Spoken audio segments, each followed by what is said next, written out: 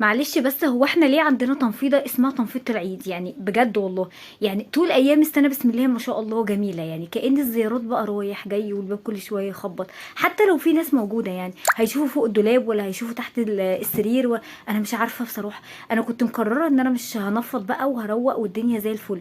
كأن ضميري ده عمال يوجعني، الولاد خلصوا الامتحانات ولازم تقومي تنفضي ولازم تقومي تعملي لا وايه، وبتجاهد يعني بجاهد بنفسي في الشقة، وكل واحد بيعمل حاجة.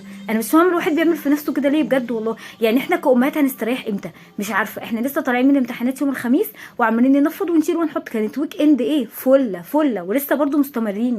وبعدين يا جماعه انا بطالب ليه الراجل ما يساهمش يعني ان هو ينفض مع الست؟ يعني انا مش فاهمه والله ليه الولاد يبقى كل بني ادم عايش في البيت لازم يعمل بلقمته. معلش يعني لازم يفضل يعمل حاجه. يعني هو معلش ما يبقاش قاعد قدام التلفزيون ويدخل يريح شويه وقال ايه الصوت مضايقه، صوت التنفيض ولا ريحه التراب مضايقاه؟